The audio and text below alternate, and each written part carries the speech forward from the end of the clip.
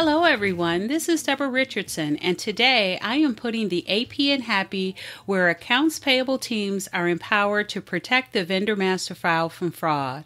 This podcast will give a voice to accounts payable team members by talking about the growing reality of cyber attacks in their world and which vendor setup and vendor management techniques they can apply to protect the vendor master file from fraud. If you are looking for vendor process training for you or your entire vendor team, head over to my site at deborahrrichardson.com and click on the Vendor Team Training Solved button to learn more about what is included in the monthly or annual plan and also to download a 2021 training schedule. Get the training that you and your team needs to avoid payment fraud, duplicate vendors, compliance fines, and more. To prevent paying a fraudster your vendor's payment, I bet your vendor team has implemented the step to contact the vendor. It's called that simple confirmation phone call to eliminate fraud, but both you and I know that in practice, it's just not that simple. And if needed, most are missing one critical step. Keep listening.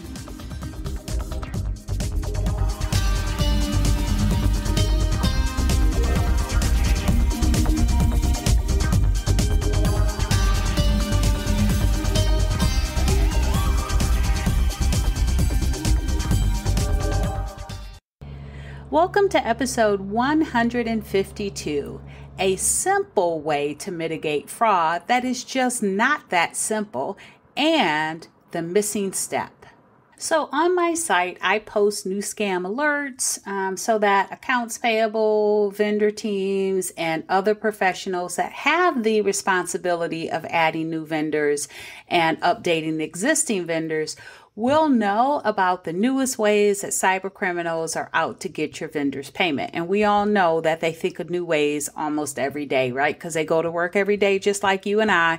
They just use their powers for evil. So they're thinking of these new ways, and so I post these new scam alerts, which also includes posting when a company has become a victim.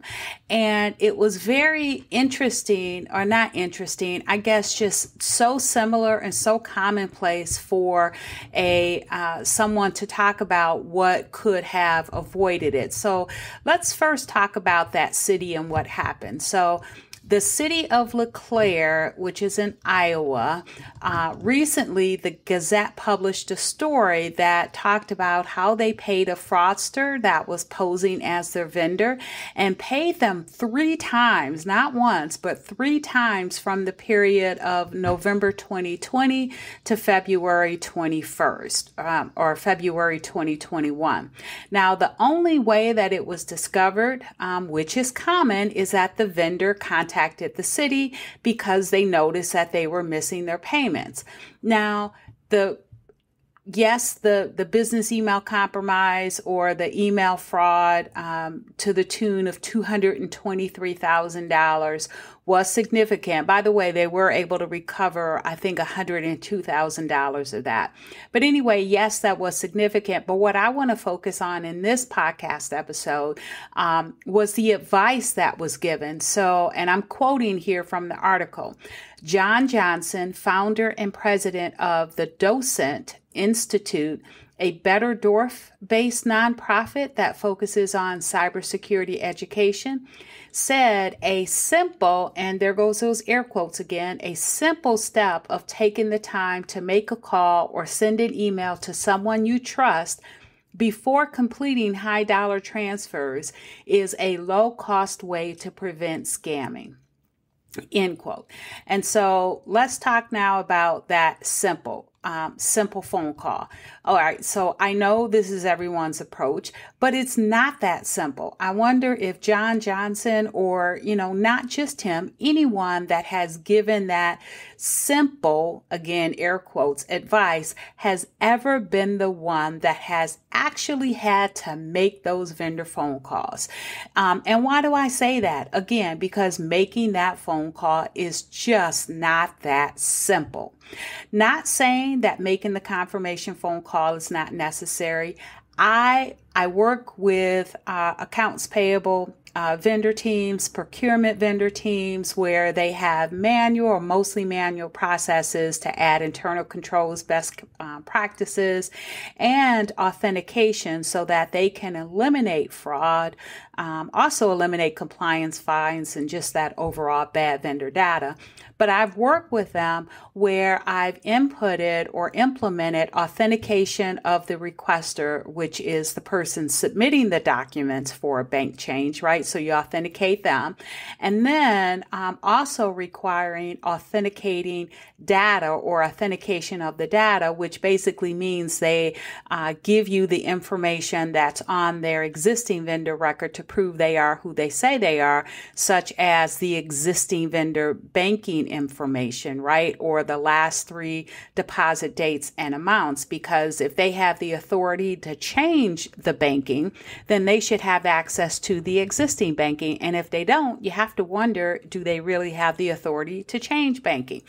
But anyway, I've implemented both of those 2 steps, authentication of the requester and authentication of the data, before the banking change is made. And if you do that, then you may be able to eliminate the requirement for that phone call. Now, some clients will approve the support with the support of their leadership and their external auditors that they don't need to make the phone call.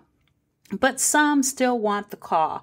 Now, I will put a link to the accompanying blog post for this podcast in the show notes. And in that blog post, I will have an on-demand webinar that I did right after the pandemic started last year, where, you know, it was difficult to get anybody on the phone. And so I talked about that alternate authentication process. So if you want to check that out, go ahead and click through to the blog post, and then you'll see the on-demand webinar. But in any event, let's talk about why it's not simple, why that confirmation phone call is not simple. Because once a legitimate vendor submits that legitimate bank change, they are just hard to get on the phone.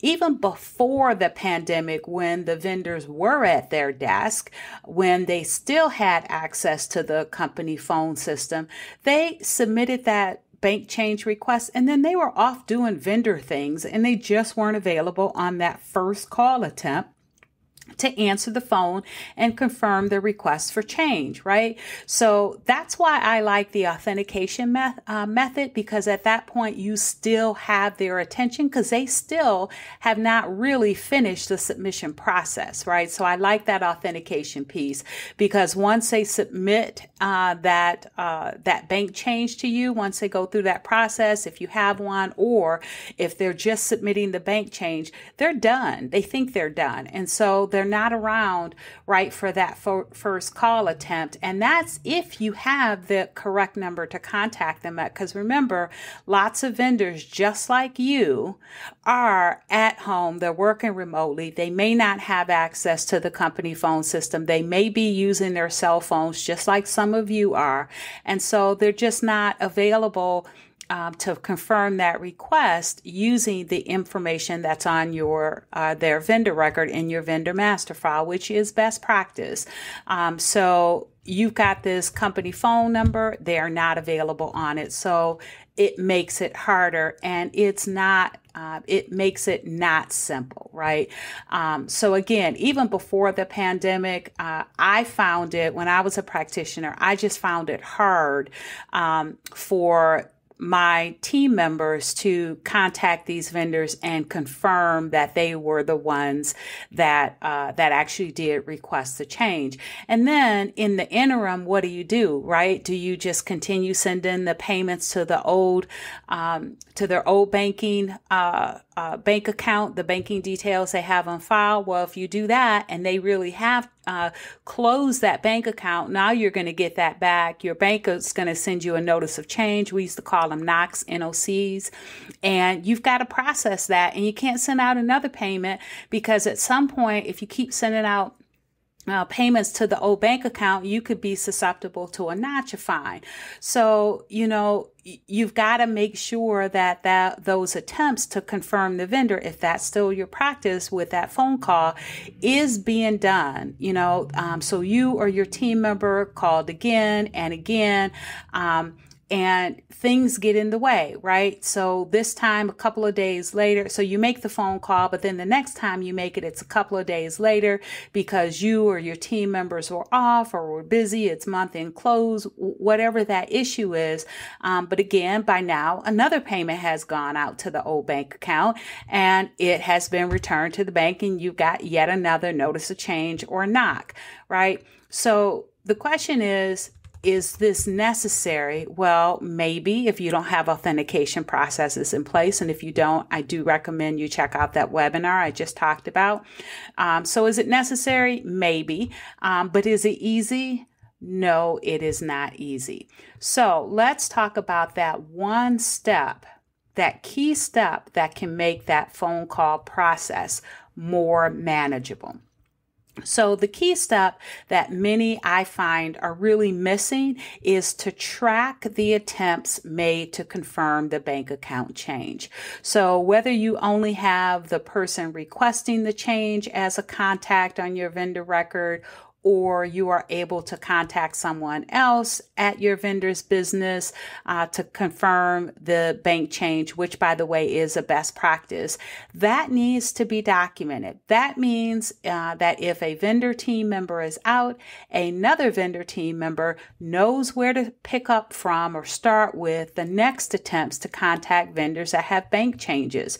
It's also great for management because they can review the document, that document, to ensure that confirmations attempt for bank change requests are being completed in a timely manner and not increasing turnaround times. So you'd be surprised, or maybe you wouldn't, to know that many of those attempts just don't keep getting remade in an efficient manner because other things come up. There are urgent situations that come up all the time in accounts payable. You get busy with other things, and so that it's just not a consistency to it.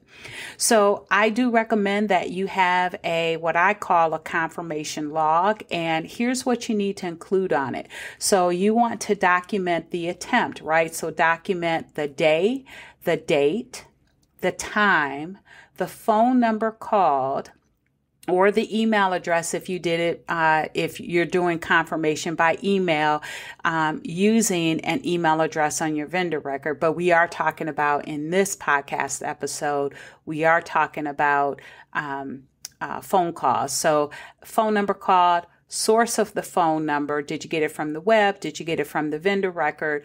The team member that called or made that specific attempt, and then exactly what happened. If you left a voicemail or your team member left a voicemail, document that. If the person that you're trying to contact was out and is going to be on vacation until Monday, document that. So make sure you document exactly what happens. Now, this can be a simple, there's that word again, but this can be an Excel worksheet.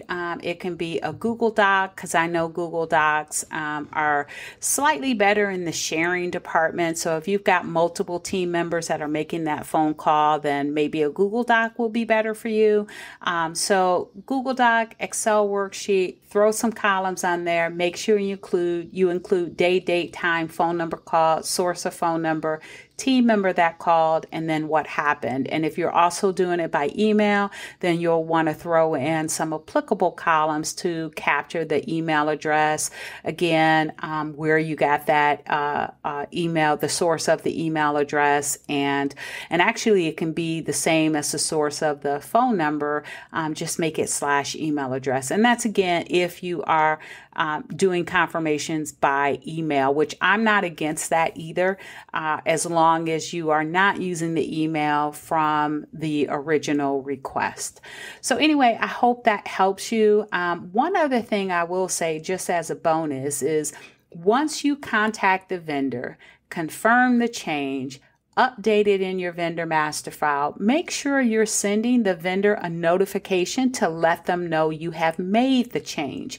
This is an extra layer of protection, again, that the request was valid. Now, I do have a podcast episode. It is episode 42. If you want to listen to that, about sending that notification to vendors after updates in the vendor master file. So go ahead and check out episode 42. So thanks everyone. I hope you enjoyed the 152nd episode of the Putting the AP in Happy podcast, where accounts payable team members are empowered to protect the vendor master file from fraud. Don't forget to check the show notes for the links mentioned in the podcast. If you enjoyed this episode, consider subscribing and writing a review of my podcast on the platform that you use to listen. Stay happy.